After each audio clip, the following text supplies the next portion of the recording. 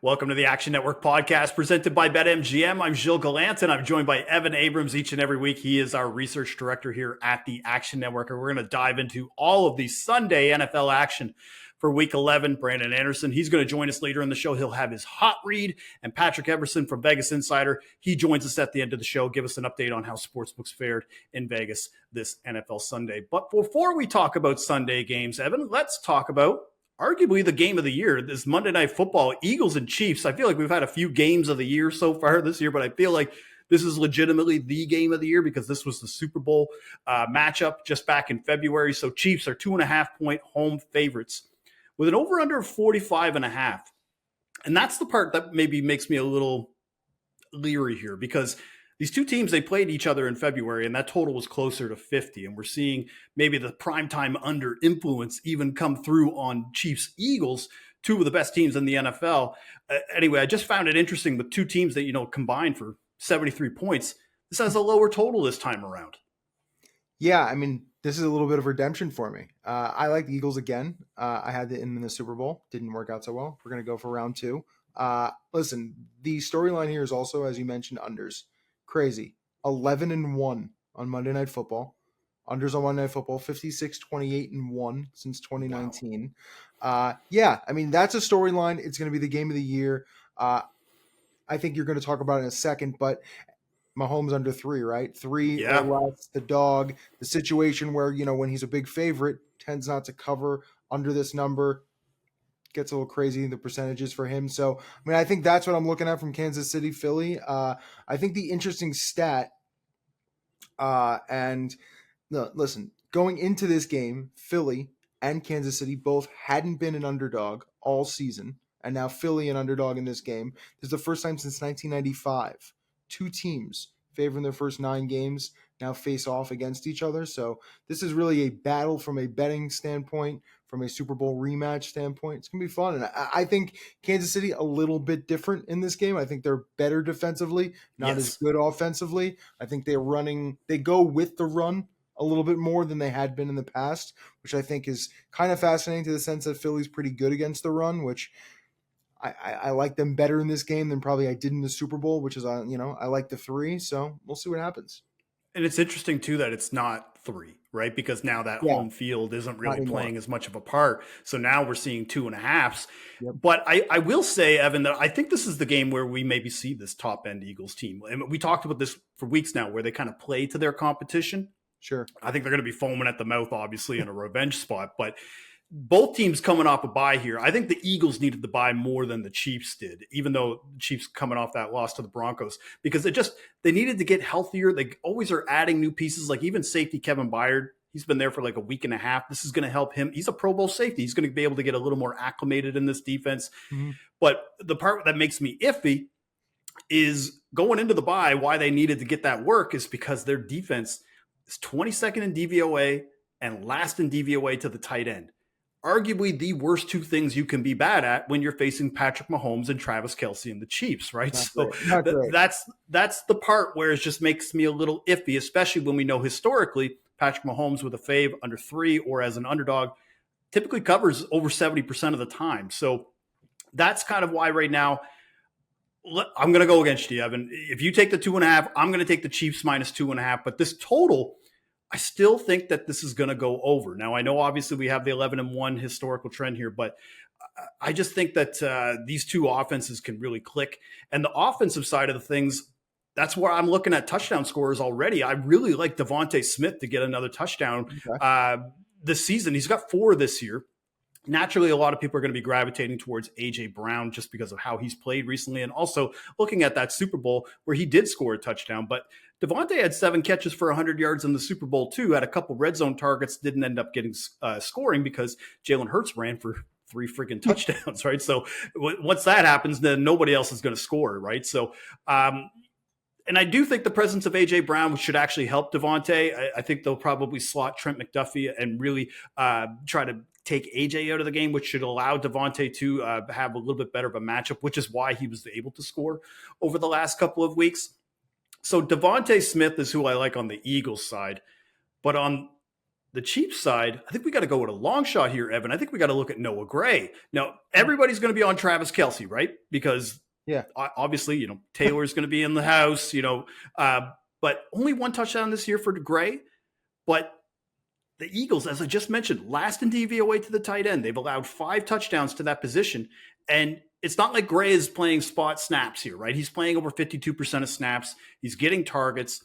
If you want to bet Kelce around minus 105, minus 110, yeah, he'll likely score. You're just not getting the best value in this spot. I think if you are going to take Travis Kelce, maybe look at him for first Chiefs touchdown, anywhere between plus 250 to plus 310. But I think Noah Gray, I think we got to take a long shot on the Chiefs here. So did you like any touchdown scores for this game? Yeah, I was going to say, I will say this. Do a little Taylor Swift research, because I think there's a chance she doesn't go. I don't know if that impacts your Travis Kelce bets. Yeah, it's not like I'm tracking her tour or whatever, but but at the same time, at least I thought the report was that their parents are going to meet. Like, again, it's too TMZ for me. So, but at the same time, it is going to influence at least the viewership of that game, whether or not she attends. And then the touchdown bet I think is fun. Kenneth Gainwell.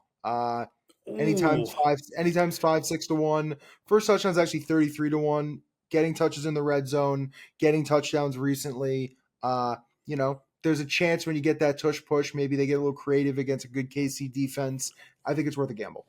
Well, and one of the things I'll bring up about Gainwell, why I like that pick. So he scored first touchdown against the Cowboys in the last game, and people might not remember in that Super Bowl, he scored a touchdown, but it was called back. Then Jalen Hurts ran it in on the next play. So I remember because my guy, Dr. Nick Giffen, he was on Gainwell, and that obviously didn't come through. So that's how we're taking for Eagles Chiefs.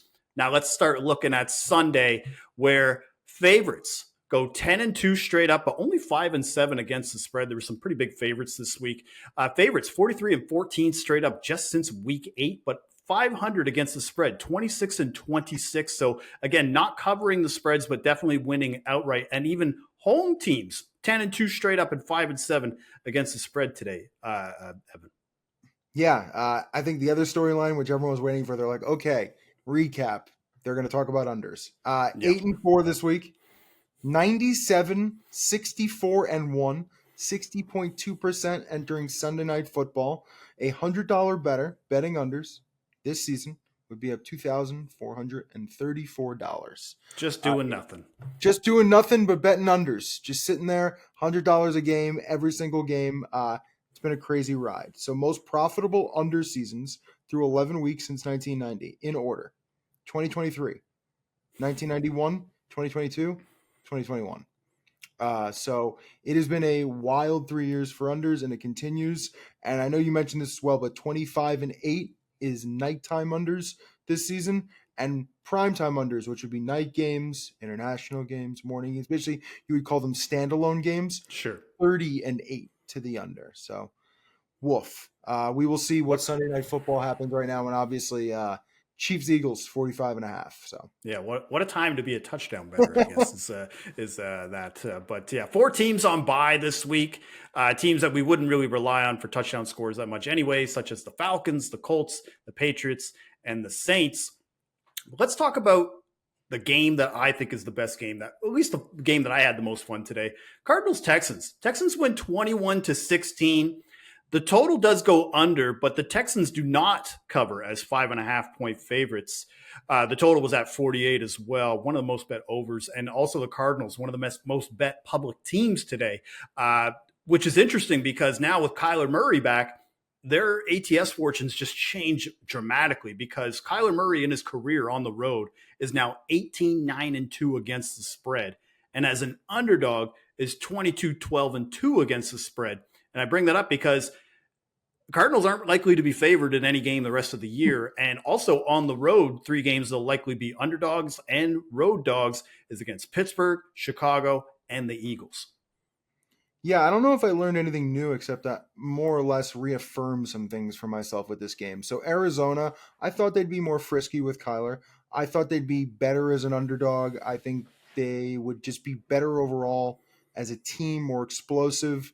Defensively, we know they haven't been good, and obviously wasn't going to change bringing Kyler into the equation. So from Arizona's point of view, I get it. I understand. They lost by 5. 5.5, 6, probably the line earlier in the week, depending. So you could have covered there potentially. They got the Rams on deck and then the Steelers. So I continue to think they're going to be frisky. Those are two Mhm. teams who are, kind of roller coaster candidates when you face Well, them. So yeah. I'll say it. Yeah. CJ Stroud got pretty lucky to win this game, and the Texans got pretty lucky to win this game because, look, 336 passing yards and 2 touchdowns. Him and Tank Dell look like Jerry Rice and Joe Montana right now. But when you throw 3 interceptions in a game, you don't typically win. That's 2 quarterbacks today, both him and Jared Goff, 3 interceptions in a game, and still able to come out with the victory. We'll talk about that Lions game a little bit later, but they really just crushed the Cardinals on third down. This was an issue even last week on third down. I brought this up where now the Cardinals, they went 3 for 9 passing on third down, 3 for 10 on third down overall. They were 2 for 15 on third down last week. That's the issue, and that's why I took Kyler Murray for an interception today, because the receiver's skill level is just not there compared to what he's used to over the previous 3 seasons of success with the Cardinals. But yeah, we got the full Kyler game today, right? Like we got a rushing touchdown, we got an early 45-yard touchdown to Rondale Moore. Again, I said before the game, I said there's a wide range of outcomes of what we could see from Kyler today, and you got the full Kyler experience. I will say that Stroud at the half was just dicing up this team, though. 259 passing yards and 2 touchdowns and an interception. But like, again, the Texans are probably the funnest team to watch right now, but at the same time, this Cardinals team is just so frisky that it's really hard to fade them in these spots. Yeah, I would also say overall, Houston, fun schedule in the middle of 3 home games. Mm-hmm. They're winning 6-4. Here's a fun one too. Ready? Next week they can go over their win total 6.5. So they're at 6-4 right now. It's listen, with Stroud on offense. Now I understand the 3 interceptions today, but he had 2 and 318 attempts prior. So let's just assume this is just a blip on the radar. And then you have D'Amico, who obviously running the defense. They're going to be dangerous for a long time there. Well, what 2 great additions in an offseason to win 6 of your first 10 games. Crazy. Yeah. And I mean, I know obviously a lot of it would be attributed to Stroud, but Tank Dell makes his life way easier.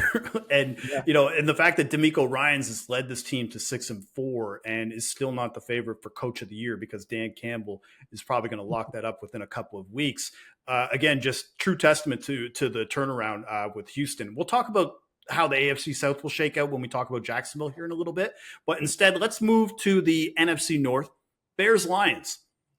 Pretty roller coaster of a game here because the Lions win 31-26, and the total does go over 47.5, but they do not cover as 7.5-point home favorites. And that's something that, Evan, I can't say we don't see very often because that's something that has always been like a smash spot. Either the Lions indoors or at home, especially with Jared Goff, a quarterback that's hitting. He's the most profitable quarterback in that stretch with doing that. He's over 70% ATS record. But I think the Lions, the one thing I will say is give them props. They're still 7-3 against the spread this year. It's still one of the best ATS records in the NFL, despite the loss. Whereas for the Bears, since the start of last year, they are 6-22 straight up. Oh my God. If you were holding a Bears ticket in this game, frustrating. But not even that. Like I had Bears +9. That was my major position in this game. I felt good for so long. And then all of a sudden you reminded yourself that you had money on the Bears. And when Fields let that ball loose and it got kicked out of the back of the end zone, you just keep saying to yourself, there's an opportunity. I'm sitting next to someone and I'm saying, hey, pointing towards the Bears game against the Lions. Can you turn the volume up on that, please? Yeah, and I was going to be like, because like if you've gambled for long enough, you know that in that position where Chicago absolutely needs to go downfield, something could and will go wrong. And when it did, it just, But listen, here's the stat, and I looked it up because when you look at the box score, you say to yourself, Chicago almost didn't cover this game, and obviously they did lose, but teams to lead by 10 plus at any point, so 10 or more at any point, and end the game +3 or better in the turnover margin, were 363-8 straight up in the last decade. The Bears lost that game today. Somehow, some way, allowing 2 touchdowns to the Lions in the final minutes. It's just unbelievable. And here's another one for you. So when Bears opponents score more than 20 points versus Justin Fields, they're 21-0 straight up. Okay. All 6 of Fields' wins have come with opponents scoring 20 points or less. It just somehow, some way, they figure out a way to just blow it. And yeah, I think the story of today probably should be Detroit, but I can't help but think about Chicago just looking really, really good against that Detroit team in Detroit for 3.5 quarters. I like the fact that you said look at the box score and this should have been a Chicago. I literally have this written down of don't let the box score fool you. The Bears blew this game because they were up 11 entering the fourth quarter and they got 3 picks from Jared Goff, a guy who typically does not throw interceptions at home. They got the DJ Moore touchdown and then they had 2 more drives in Lions territory, but they settled for the field goals and you just can't do that on the road. And this was just setting up to be a huge disaster of a game for Goff. He had 2 interceptions in his first 7 pass attempts. He was also one of the highest on the board this week for an interception prop. He was around plus 145. Russell Wilson is around plus 150. But and even David Montgomery, he got the poetic revenge touchdown on his Bears. But yeah, not as much to take away from that, other than just the fact that we talk about the Lions and their upcoming schedule and how they only have 1 game left that is outdoors, and it's actually going to be against this Chicago team in week 14. The rest of their games are indoors, and that's typically where their offense thrives. So I'm not going to just completely say, all right, well, that was a hiccup. Again, it's a divisional game. You know that teams are going to play each other tough, but going forward, I'm still feeling good about the Lions' chances. If anything, I was probably more cursing the Bears, being like, what are you doing? You're giving up your good draft position. Why are you trying to win this game? Anyway, we'll talk about that division a little bit more here when we talk about the Packers. But moving over to the other North Division, though, where a lot has happened since we've talked, Evan. Steelers-Browns in the AFC North. That division is all over the place right now. We're going to break that down in a second. But let's talk about this game of Steelers-Browns that on paper was a snoozer.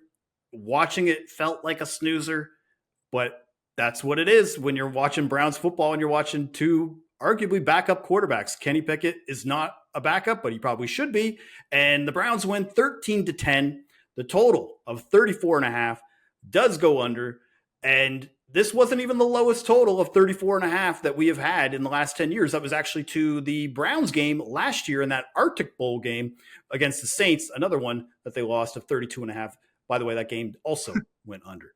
Yeah, I was going to say, close 34, second lowest total since 2012. So we expected some low scoring. I believe the stat was 19-4-1 now to the under since 2020 games with a total of 37 or less. So when Vegas is telling you that there's a small amount of points in the game, just no points. So it's going under. It's working well. But from like an actual game point of view, I think it's easy to say here the Steelers' voodoo is just donezo. They were 11-1 in 1-score games in the last 12. I believe it was almost something like 21-7 in their last 28 1-score games. So, most look at it as Tomlin, some look at it as the defense. But either way, the way their offense has played, and I believe it's 45 straight games now without 400 yards under Matt Canada, it's like Twilight Zone every single weekend. It's the same thing every time with this quarterback and that team and watching Najee and all these players, and you're expecting something different. So it's tough because when you watch that game and you say to yourself, 3rd string quarterback, no Nick Chubb, and of course, listen, the Cleveland defense, some of the craziest thing we've seen. Literally some of the craziest stuff we've seen week in and week out from that team. But even at 10-10, you kind of didn't feel like Pittsburgh was going to win the game. And it's like a reversal of fortune, right? Because through years and years and years, we said to ourselves, Pittsburgh is the team that was going to come away with that game, and Cleveland was the team that was going to blow it. And it felt like the opposite today. Yeah, I was going to say the Browns, because one of the trends that I looked up was the Browns are 6-2-1 against the spread in their last 8 games with a backup quarterback. Now, a big reason for that is their defense. But when I read that trend, I was like, that feels like a Tomlin trend.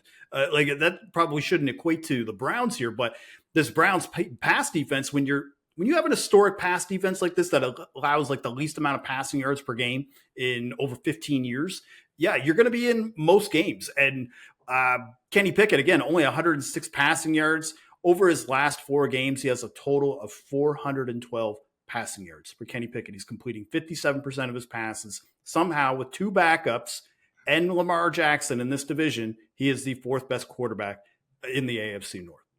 Also, Cleveland adding Joe Flacco, so they've got another quarterback in the room. They go to Denver and then to the Rams, so a little bit of a difficult situation. But honestly, if they play it correctly, I think we've seen between DTR, PJ Walker, and now having Flacco in the room, just don't mess it up. Do enough to allow your defense to keep you in the game, and everything is going to be fine. And I think Cleveland's going to be dangerous. Before we talk about the AFC North, I just wanted to mention as well, just if you look at the box score, it's hilarious. They went 7 for 31 on third down. There were 17 punts in that game. So like it was just a difficult slog to watch. And that's AFC North football in general. And of the AFC North right now, the Ravens, they're at 8-3. The Browns right behind them at 7-3. Steelers are 6-4. And the Bengals are 5-5. I think the Ravens probably have the easiest path. I mean, obviously they're the best team. I mean, they lost Mark Andrews in that Thursday game. That's probably not going to be as much of an impact of, say, comparison to like Joe Burrow or even Deshaun Watson to a lesser extent. But, they got the Chargers, Rams, Jacksonville. Their toughest game probably of the year is still the Niners that they have to play later this year. But I think the Ravens are still in the driver's seat in this AFC North. I think the Browns are a little interesting. You look at the schedule, like Denver is, I don't want to get too caught up in the Denver hype just because they beat the Chiefs. Like I'm still not in on the Broncos yet. And again, this Rams team, yes, they did beat the Seahawks today, but they eked that out. They shouldn't have won that game. And then again, they've got Houston, the Jets, and Cincy. Like they could easily win 12 games this year. The Browns. Now, is that going to be enough to win the division? I'm not sure at this stage because of the way the Ravens have been playing. But I think the Browns are comfortably going to be in the playoffs. The Steelers, though. They get to have Cincy twice with Jake Browning. So I think that's probably the biggest edge to them when that's coming around. But they've still got the Patriots. They still got the Colts. Seattle is kind of regressing here. So I don't think the Week 18 game with them playing Baltimore is really going to decide the division, but it could like at this stage. So I don't want to rule out the Steelers, but at the same time, this still just feels like the Ravens division to win, and the Browns – I think even with this defense is still just not enough to overcome a team like the Ravens, at least to catch them in the division. Now time for the hot read from our own Brandon Anderson. Brandon, what do you have us looking for early Week 12 lines?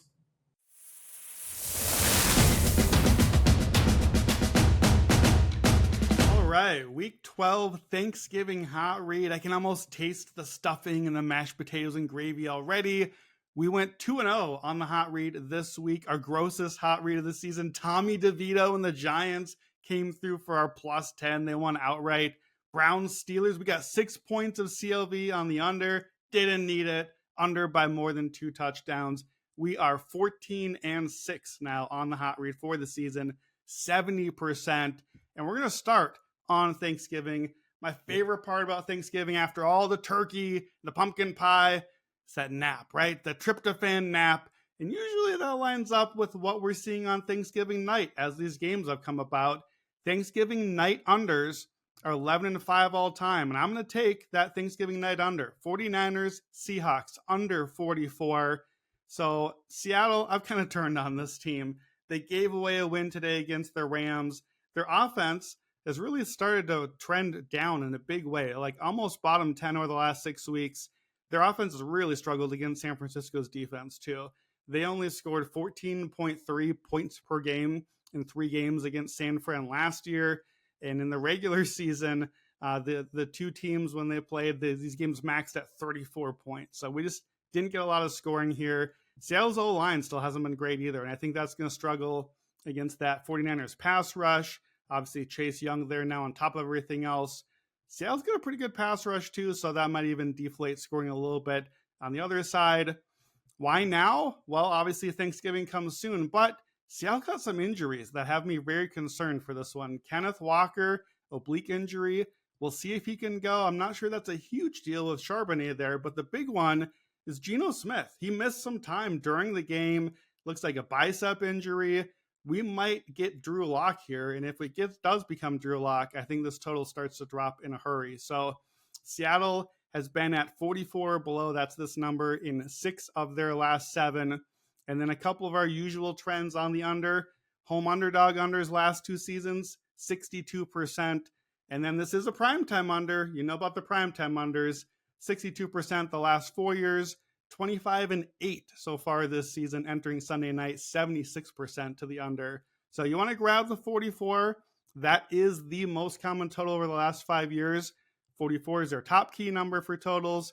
43 is probably next. So we'd love to get above 44 with the hook, but I think this one goes down. Give me that Thanksgiving night under, Niners Seahawks under 44. And then we're going to do another very similar one. Chiefs Raiders under 44.5. This might surprise you a little bit. I know we see Patrick Mahomes hang big numbers on the Raiders. That's been his trend for his career.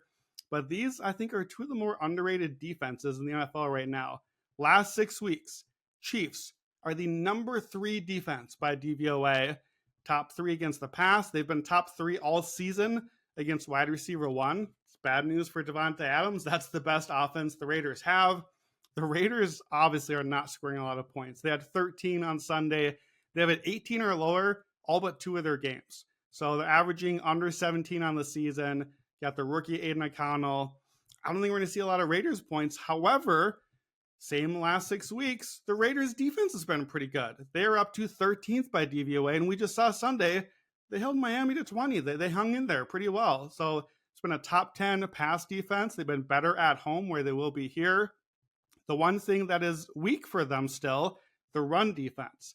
But the Chiefs are the worst run offense in the league the last 6 weeks, that same span. So I think the matchup sets up well here for the Raiders to kind of keep it close, hang around. Antonio Pierce with the Raiders now. The Raiders are under in all 3 of those games.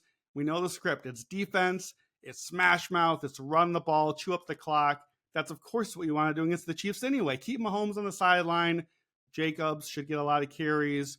I think he can get some yardage against the Chiefs, and that'll just kind of chew up the clock for us. So Raiders on the season, 9-2 to the under. Chiefs 7-2 to the under. So that is a 16-4 combined, 80% to the under on the season. Raiders games are at 42 or below, 9 straight. We're getting 44.5 here. I think this number starts to go down. Raiders games on the season averaging about 37 points per game. Chiefs 39. Just seems a little high for me, right? Again, home underdog under here, 62%. And then here's another trend for you. When we have a home underdog of 7 or more with a total above 44, we're just barely there right now. Over the last decade, unders are 86, 48, and 2, 64% to the under. So again, 44, 43, these are our key total numbers. We're just above. We get the hook this one. So I want the Raiders Chiefs under 44.5. Now a little different here. We're playing before Monday night. Chiefs total this week, you've been watching it, that dropped a field goal this week. So I think that number probably goes down again. And if you think about Chiefs players, if there could be like a big injury or something, that can really only help us based on who Chiefs might lose. So hopefully it doesn't happen. Hopefully we get a good game here, but I'll take the under. I'll grab it now. Raiders, Chiefs under 44.5. So week 12, hot reads are Thanksgiving night, Seahawks, Niners under 44, and then Chiefs, Raiders under 44.5. Happy Thanksgiving, y'all. Let's eat. Thank you, Brandon. All right, Evan, let's keep looking at the rest of the Sunday slate here. Let's look at Seahawks Rams. Rams win 17-16, but do not cover as minus 1.5 point favorites. And this line went all over the place all week. So depending on maybe if you bet it on Monday, you might have covered, but at least the closing line, the Rams did not cover. And the total of 44.5 does go under. But the Seahawks got into position to win this game. I mean, Jason Myers just kind of threw up on himself. Like, he had made 15 straight field goals up to that point. He had 2 50-yarders in the game. They had 2, and there were 2 red zone trips by the Rams by the 8-minute mark of the fourth quarter. Their offense just looked terrible in this game. So I was just shocked that they were able to eke this out.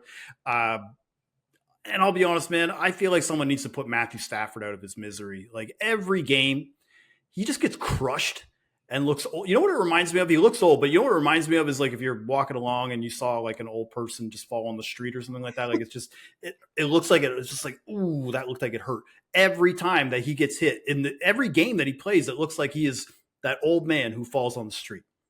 Yeah, I mean, he's the elder statesman at this point. I think it's Dak who's like the longest tenured, but I believe Stafford's up there. And every single week you see, and that's why he's missed games. That's why he's, you know, you look at the Big Ben injury chart that you've seen before. It kind of looks like Stafford's too, but I think the story from this game, no question, is kind of the situation with Seattle.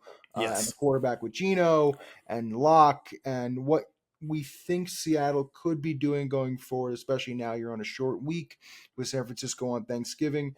And boy, Seattle's schedule coming up is unreal. It is Brutal. unreal. So San Francisco on Thanksgiving, at Dallas on Thursday Night Football. Now that is after Thanksgiving. They play Dallas on Thursday Night Football. Then they go to San Francisco, and then they play the Eagles. So you get San Francisco right now twice in 3 weeks, and then you get the Eagles mixed in there with the Cowboys. Man, this is just not the time to have an injury with Geno. Now, if you watch the game, I will say this: he did come back.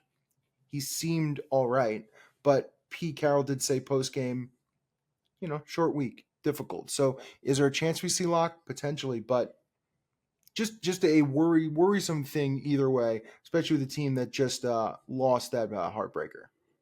Well, and the heartbreaker to who they lost to, the Rams are not even close to an NFC contender.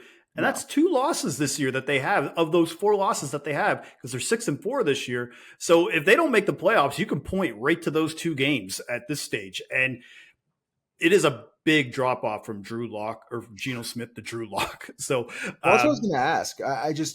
I think, listen, obviously there is a drop, and from a accuracy point of view, I think Geno Smith brings experience, usually lack of turnovers. Like I said, completion percentage. He brings a sense of normalcy, stability. Stability and calmness. I think to Seattle's offense that makes them dangerous. And I think what Drew Lock brings to their offense is a little bit of Zachy Wilson, like a little bit of difficulty in some sort of level, like a erratic behavior. But we'll see how it goes. Yeah. So anyway, we'll see what happens with the Seahawks here going forward. But if it could be a rough couple of weeks coming up here for Seattle, especially where they were leading the division entering today because of the way the standings shook out. But now the Niners are back in control. All right, Chargers, Packers. Packers win 23-20. The total does go under a 44.5, and the Chargers as 2.5-point road favorites do not cover. They lose outright, and why they were road favorites is still beyond me. The Chargers, again, I don't want to – we'll talk about that in a second, but the Chargers have played 28 games since the start of last year, and 20 of them have now finished with 7 points, finished within 7 points. It's win or lose. The Chargers are going to charge. Yeah, I have to roll off a spiel here because, losing by 3 today after losing by 3 last week, it forced me to look it up. So most games decided by 1 score, 8 points since 2019, 5 years, 52 is the Chargers, tied for the most with Minnesota, which is no shock to anybody. So that is 8 points or less since 2019, last 5 years. 52 for the Chargers, now 53 today, and Minnesota at 52 right behind them. And then the Chargers, 19th loss by 3 points or less in the last 5 years, most in the NFL. So what you see on the screen week to week, it matches what the stats say, which is it just keeps happening. So when I'll ask you this, when they scored the Chargers with 5 minutes to go to take the lead, did you think that they would hold that lead? Now, before you answer, no, that's a rhetorical question because you're a sane and logical person and you've seen this movie before. You knew what was coming. And this Packers defense, pretty good today, like overall. So a lot of bend, don't break. I was going to say the craziest part about what you just said is I even thought that with Love and the Packers on the other side, right? Like there wasn't even a thought process of who is the other quarterback that's going to be doing this to the Chargers defense. Now also lost Bosa, right? Like that was a pretty sad situation. He was really upset coming off the field. It obviously impacts the defense, but yeah, I mean, when the Chargers got the lead, everything seemed good, but everyone knew kind of what was going to happen. And it's sad. Listen, if I would ask a football fan who would watch Justin Herbert play quarterback every single week what his record is now through 60 starts. Thank you. Please tell me this. 29-31, they'd be depressed. They'd be shocked because they would also have to hear how he got to 29-31. You But mention it all the time, dude, that Herbert is a 500 quarterback. Yeah. And the thing is that we can get allured with the skill set. And I have wrote this down. Hard to pin this loss on Herbert.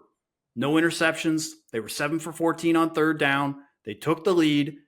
He had 244 passing yards. Now, I will say that most of that was done in the first half, but they didn't really let them do that much in the first half, but really let them come alive in the second half. And again, it's just one of those things that this Chargers defense just has a habit of making opposing quarterbacks just look like Pro Bowlers. Like, just every quarterback that they face, they just are able to move the ball on this defense. And that's why they rank so low DVOA against a lot of passing metrics. So going forward, I don't know, man. Like, I'm not putting the Chargers anywhere near the playoffs. Same thing with the Packers. So I think with these two teams, let's see what their fortunes are maybe a couple weeks from now. But right now, I don't like what we're seeing from those two teams. But Raiders Dolphins, another team where I didn't really like what I saw today, just based on the output, was the Dolphins, who did end up winning 20-13 over the Raiders as 14 home point favorites, but obviously not covering. And the total does go under a 44.5. I was really surprised by this because this is usually a smash spot again with Tua, where when they're favorites of over 4 points, Tua's 10-0 straight up. They were 7-2 against the spread. They're now 7-3 against the spread in this spot. But this game shouldn't have been close. Like, the Dolphins are averaging 43.5 points per home game coming into this game. And they had 9 possessions. Their first 9 possessions, they only had 2 touchdowns to show for it. No punts. And you want to know why? Because they had turnovers. They had 4 turnovers in those 9 drives, 2 fumbles, an interception, a failed 4th down conversion. Honestly, the Raiders had no business hanging around in this game. They were 4 for 14 on 3rd down. One of the few offensive touchdowns they did get, or the only offensive touchdown rather, was Devontae Adams. That probably could have been called a push off. Aiden O'Connell, 2 interceptions. Josh Jacobs, only 39 rushing yards. This Raiders, look who the Raiders have to play coming up here. They've got the Chiefs twice, the Vikings, Chargers, and the Colts to end the year.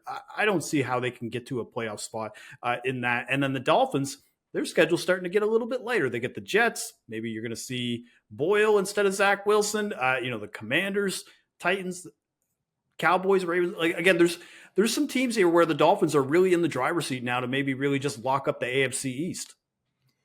Yeah, I mean, listen, looking at this game today, I was surprised, and I think everyone else watching it was, that Miami didn't cover. They had a million chances to get over that number, and they didn't get there. I think it's convenient for anyone who took the Raiders to look at some stats, which I had, in my article of, Pacific Standard teams going east, all this stuff. The Raiders shouldn't have covered. Like, the number got there, it did work out, but with the fact that they did cover, Antonio Pierce 3-0 against the spread as the Raiders coach, there's got to be, in my opinion, some regression there, some sort of move back. I think on some level, based on the matchup, there's probably a Raiders fade coming up. Now, they play Kansas City next week at home before a bye week. So I think depending on what the Chiefs do on Monday Night Football will depend a little bit on how you feel there. Now, looking from a wider scope a little bit, double-digit favorites, 14-1 straight up this season. And now with the Bucks cover, because I know that was a late game, it was 10-5, I believe, against the spread for those 14 teams. Going forward, Miami, I believe, -7.5 on Black Friday in the Jets. I think Zach Wilson. Yeah. Zach Wilson may not be playing in that game, by the way, which may drop the spread. Yeah, and to be honest with you, I think Miami, it's a good spot. I think it's a roll spot. I think it's a good one. I would probably like the Dolphins in that, but we'll see. Not too much else. Not too much else to do there. No. All right. Buccaneers, 49ers. Niners win 27-14. And that's important because 13, the winning margin here, the 49ers were 13.5-point favorites. And the total of 42.5 does go under. But honestly, the Bucs tried. Just the Niners defense was just too good. I want to break down how the end of this game went, because Niners had a 13-point lead for most of the second half. So if you were a Niners bettor, you probably felt this isn't probably going to come through. They ended up turning the ball over on 4th and 1 in the Bucs territory where they might have been able to get a field goal, but it wasn't as close as the way I'm describing it. But the Bucs, they had 4 drives into Niners territory to end the game and did not score a touchdown or get any points from it. They had a turnover at the goal line. They had an interception in the end zone, turnover on downs. So very impressive by the Niners defense, but man, was it super frustrating if you were an over better or if you were even just a Bucs better, maybe you were late to the game and got, a 12.5. Yeah, I had a bunch of Bucs numbers. It was frustrating at the end there. And Tampa probably should have covered, but San Francisco did what they did. And if you bet Tampa, your fear the entire time was that Baker couldn't get it done in the spot. And, you assumed with the wide receivers and the weapons, he'd be able to get downfield and kind of backdoor. Like the spot was there if you bet the 11, the 12, the 13, thinking that they'd be down by this number and that you would have 3, 4, whatever chances in the second half. And it just didn't work out. Like that was the handicap. The stat, Baker being 4-10 against the spread over in the last 3 seasons off a straight up win, is just something you should understand. He's a roller coaster. Like the streak is just not something he does. So he is now 35, 45, and 1 against the spread. He's one of the worst quarterbacks week to week in terms of covering in the last 2 decades. Just what he does. And the thing that was most difficult, especially when you bet that number, is the Bucs had actually been good on the road this year. They've been covering. They were one of the 2 undefeated ATS teams with the Jaguars on the road. So difficult, just a difficult spot. Now, if you flip it, that throw that Purdy made to Ayuk, ooh, that was beautiful. He made some really good throws in that game. Yeah. He looked really, really good. And now, really good. He was 8-1 against the spread at home entering this one. And obviously didn't get the cover on the close, but damn, looks good. Yeah. All right, let's wrap up the rest of these Sunday games. We got 4 games left. Most of them are blowouts. Cowboys, Panthers. Cowboys win 33-10. The total of 43.5 does go under, though. No thanks to the Panthers, who were only able to put up 10 points, while the Cowboys do cover as 10.5-point favorites. And we talk about this every week, Evan. Cowboys with Dak, they do well versus bad teams. They're 34-10 straight up, 30-13-2 against the spread against teams that are under 500 when Dak is the quarterback. And dating back to last year, Frank Reich, 2-10-1 against the spread. Just in the last 13 games, just set up to fail. Halftime, I mean, Bryce Young was 5 for 10 throwing the ball. He was sacked 3 times. One interesting stat before we move on to the next game, though, Deron Bland, the rookie safety for the Cowboys, 4th pick 6 of the year. That's the 4th time ever that's ever been done in the NFL in a season. It hasn't been done since the mid-'90s, and we still have quite a few games left of the season to maybe even break that record for Deron Bland, which is just interesting with the way that this Cowboys defense is, how they just pour it on. But Bland has just been one of the lucky recipients where he just happens to be in the right spot in the right time. Not in the right spot in the right time, though, is Zach Wilson with the New York Jets. One of the worst showings by a quarterback I think we've seen this season. And that's saying something with Tommy DeVito as a quarterback in the NFL. But the Bills win 32-6. Bills do cover as 8-point home favorites. And the under of 39.5 does come through because there were, at a point there, we hit the 40 straight possession mark without an offensive touchdown for the Jets. And it's sad to say, I probably watched 30 of them at least, so what does that say about me and what I'm doing with my time? But Breece Hall finally put us out of our misery, so we don't have to hear about that stat anymore. But the big thing, especially coming up for Friday, for this Black Friday game against the Dolphins, is that Robert Saleh, they benched Zach Wilson in this game and did not commit to him as a starter for the Friday game. Yeah, I mean, the Jets have 3 straight home games coming up: Miami, Atlanta, Houston. I think who else are you going to play Tim Boyle in that spot? Are you trying to learn something about Tim Boyle? Like, the change should have happened so long ago. A long time ago. That I don't really understand what the change does now, right? Like, what is the point at this moment to make the change? I mean, we've heard the Aaron news. We've heard December Aaron. You're still 3, 4, 5. He's not coming back. Yeah. But let's just say that we'll play the game. Yeah, from up above, That's their strategy, right? You have 3 home games right now. You've got to go 2-1 at minimum. A 3-0 would put you right back, right where you need to be. Now you're going to be underdog in 2 of them, definitely. Atlanta, who knows with that one, but I don't know. I think they should have brought someone in so long ago, and especially kind of funny seeing Flacco sign with the Browns on this exact day that Zach gets benched. But they need to find especially someone. because Flacco was there a couple of years ago, or Yeah. 2 years ago now, or maybe it was last season rather. And not Yeah. only that, then you have Josh Dobbs, who was readily available to all 31 teams. And here he is having a good time playing for Minnesota, 2-0 already in that spot. So, just it had to happen. It's just sad that it happened now because it doesn't really move the needle at all, probably for the Jets. All right, another blowout, though. Titans-Jaguars. Usually the Titans and Derrick Henry have owned this matchup, but not today because the Jaguars kicked the crap out of them 34-14. This game wasn't even close. Jaguars cover 6.5-point favorites, and the total goes over. Will Levis just looked lost. I mean, they got into Titans territory a couple times, and he looked like a guy who dips mayo into his coffee. Like, it just was not a good outcome for a quarterback of why he kind of fell to the second round. I mean, they were down 27-0 before you even kind of knew it, and it was garbage time touchdowns late, so it's not like those touchdowns were competitive. But I think we got to pour one out now for Derrick Henry. And really, the Titans, I think they really made a mistake here because they could have traded him. And there were reports out there that they could have had second-round picks either from the Eagles or other teams. But he looked like he was running with cement in his shoes. So it looks like it's going to be an end of an era. I mean, they didn't really do him a lot of favors on the offensive line. But at the same time now, Jaguars at 7-3. They got a date with the Texans at 6-4 on deck. That win is, I mean, the Texans already, they got a win in hand. So I don't want to call it a must win for the Jags at this stage, but if you want to win the division, that feels like a must win game. I mean, listen, if I would have told you through 10 games, 3 teams in the AFC South would be 500 or better, I'm not sure I would have believed you. So that is, I saw that earlier and I said, did not have that one. Did not have that. If you can't see me, I'm shaking my head right now. Just so you know, I cannot believe that. All right, let's end this off now. Giants Commanders. Giants win 31-19. Probably the biggest it's the biggest upset of the day, and the game that I easily would have been wrong 100 times out of 100 if I tried to pick the side.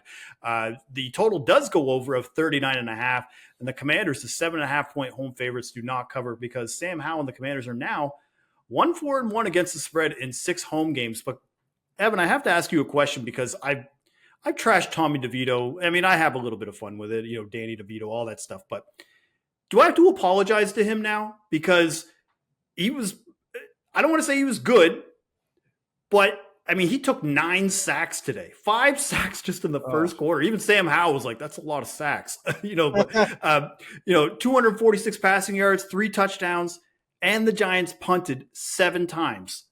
And the fact that they were still able to win this game, I just couldn't believe it, that the fact that the Commanders weren't able to muster up anything. And I will say, if you were an underbetter, my condolences, because there were 14 points from these 2 woeful offenses in the final 2 minutes of the game. Gross. Next week, the Giants play the Patriots, so maybe DeVito plays Mac, and we can have we can figure out which ones it hits the bottom of the barrel. Yeah, that one I think is already going to be the last game of the week. I'm going to ask you, I'm going to be like, is Tommy DeVito starting or is Mac Jones going to start next week? But yeah, maybe we might end up seeing a DeVito Zappy matchup for the ages. So that should be interesting for week 12. All right, that's all the Sunday games. Now let's check in with Patrick Everson with Vegas Insider to see how Sportsbook's fared in Las Vegas for week 11. Hey, Jill, thanks for having me back on the Action Network podcast. Recapping the week that was in the NFL in week 11, although obviously we still got a huge game coming up to finish week 11, the Monday night game, Super Bowl rematch. And we'll touch on that in just a few minutes too. But talking about how the day unfolded on Sunday, I spoke with a couple of different odds makers, well, really 3 or 4 odds makers across Las Vegas. And they all said it was kind of a mixed bag throughout the day. If Chicago had held on to win that game against Detroit, that would have probably changed the landscape considerably, because Detroit was surely in everybody's money line parlays, and the public loves the money line parlays, and they certainly teased Detroit quite a bit. 6-point teasers. Detroit was probably in a ton of those as well. So Detroit gets there on the teasers, gets there on the money line parlays by scoring all those points in just the last few minutes of the game. I think that would have dynamically changed the landscape. As it turned out, it was probably a little bit of give and take for the books and for the public. Scott Shelton behind the counter at BetMGM said going into the Sunday night game, BetMGM Nevada, so he's just talking about the view from Vegas, not necessarily BetMGM nationwide. But what he said is if the Vikes win, we have a decent winner for the day. If Denver wins and covers, we will lose for the day. So I'm going to take that to mean a Vikings cover was kind of what they needed. They probably would have preferred Vikings outright, but it sounds like at least BetMGM in Vegas getting a Vikings cover was good. But I did talk to a couple of other odds makers that said, look, it was just kind of give and take and a real grind all day.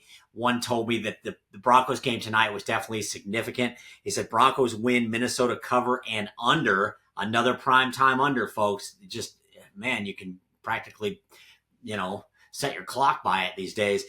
But he said that was definitely a good result for us, helped us out as far as the overall day. But he said the late window of games, the 4:05 and 4:25 Eastern time games, did not go well. And another odds maker told me the exact same thing. Those late games did not go well at all. In fact, he had a pretty interesting quote to sum it up, and I'm gonna dig it up, and you're all gonna humor me for a moment since I don't have it in front of me. He said all three late games were losers for us, and in particular, he noted that Bills Jets. He's like, Bills by 1 million. That wasn't good.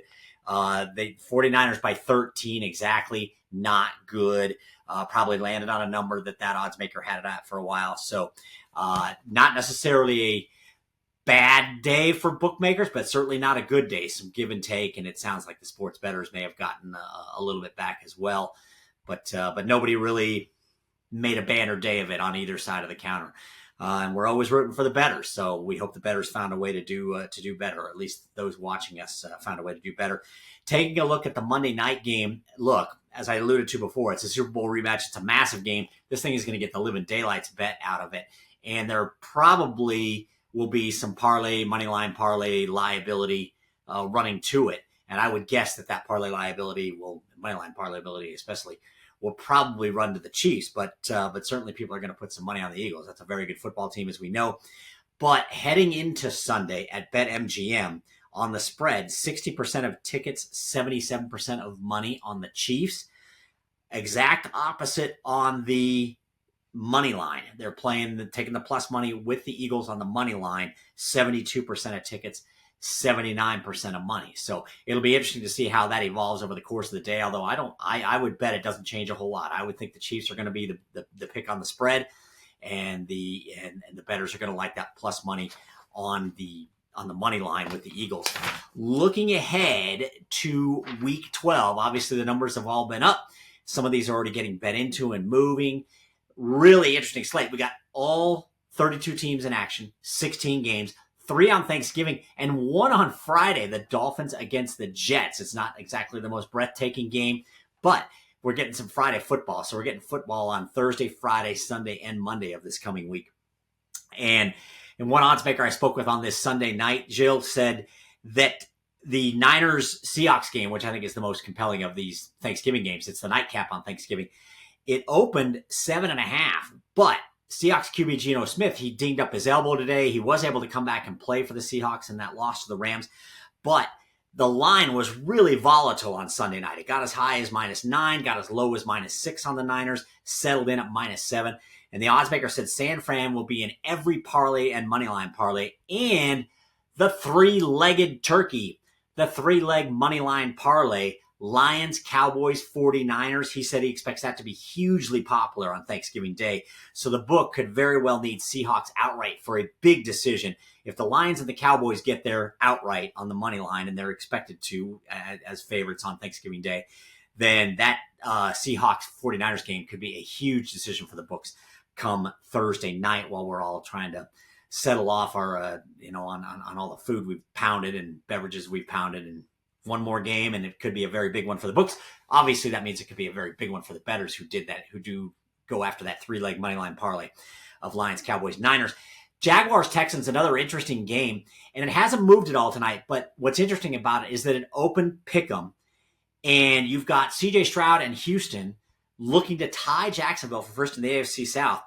And again, open pick 'em. And the odds maker said, for some context on Houston's progress this season, in the preseason, this game had a spread of Jacksonville -4.5. Then you've also got Bills and Eagles, another pretty compelling game in NFL Week 12. Philly, again, we noted at the top, they still have to play the Week 11 Monday Nighter against the Chiefs, a Super Bowl rematch against the Chiefs. But the odds maker opened Eagles at -3, -120. And what he said was opening any higher than 3 is really asking for wise guy action on Buffalo, especially since Philadelphia will be coming off an emotional game. No matter the outcome in Kansas City, whether Philly wins or loses, it's going to be an emotional game that they're coming off of, an emotional high or an emotional low. So they don't want to get too tricky with that spread on Bills and Eagles just yet. So there you have it, Jill. A little look over Week 11, look at the Monday night game, and a look ahead to Week 12. Have a great week. We'll see you next week. Thank you, Patrick. And thank you again for listening to the Action Network podcast presented by BetMGM. Enjoy Monday Night Football and keep an eye out for all of our NFL Week 12 podcasts right here on the Action Network.